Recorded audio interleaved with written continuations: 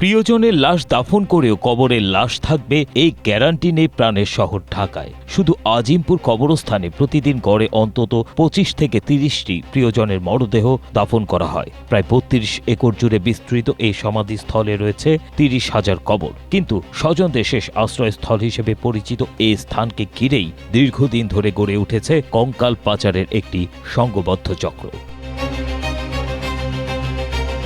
দৈনিক বণিক বার্তার এক প্রতিবেদনে উঠে আসে কঙ্কাল পাচারের ভয়াবহ চিত্র। প্রতিবেদনে উল্লেখিত আজিমপুর কবরস্থানে এক গোরখোদকের বক্তব্য হল, প্রতিদিন দাফনের মধ্যে কিছু কবর আগের থেকেই নজরদারিতে রাখা হয়। নির্দিষ্ট সময় পর মরদেহ অন্য একটি কবরে সরিয়ে রেখে পরে সুবিধাজনক সময়ে কঙ্কাল সংগ্রহ করা হয়। জীবন অবাক না করলে কে করবে? 28% মিল্ক ফ্যাটের অবাক করার সাথে ফ্রেশ মিল্ক পাউডার। জীবন অবাক করুক প্রতিদিন। কবরস্থানের নিরাপত্তা নিয়ে প্রশ্ন তুললে কঙ্কাল চোর চক্রের এক সদস্য বলে, কোথায় কোথায় সিসিটিভি ক্যামেরা রয়েছে তা তাদের জানা, ফলে নজরদারি এড়িয়ে কাজ করতে কোনো সমস্যা হয় না বলেও দাবি করেন তিনি।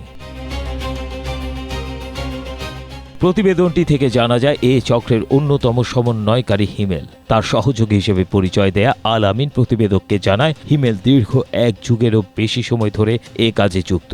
সে আরও জানায়, বেওয়ারিশ বা পরিচয়বিহীন কবর থেকে মরদেহ সংগ্রহ করা তুলনামূলক সহজ। ৬ থেকে ৭ মাস পুরনো নামফলকবিহীন কবরগুলোকেই মূলত টার্গেট করা হয়।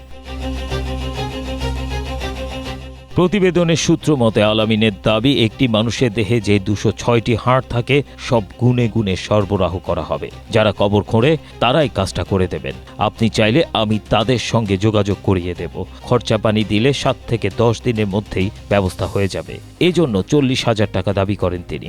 সন্ধ্যার পর সুবিধাজনক সময় কবর খুঁড়ে হাড় বের করে ঘাসের বস্তায় ভরে নির্ধারিত স্থানে পৌঁছে দেওয়া হয় বলেও জানানো হয়। তাদের দেয়া তথ্য মতে একটি মরদেহ থেকে সব হাড় পাওয়া যায় না, তাই ২ বা ৩টি মরদেহ থেকে হাড় সংগ্রহ করে পূর্ণাঙ্গ কঙ্কাল তৈরি করতে হয়। অর্থাৎ একটি পূর্ণাঙ্গ কঙ্কাল তৈরি করতে একাধিক কবর খুঁড়ে কঙ্কাল বের করে চক্রটি। অনেক মেডিকেল শিক্ষার্থী এসব কঙ্কাল কিনে নিয়ে যায় বলে দাবি তাদের।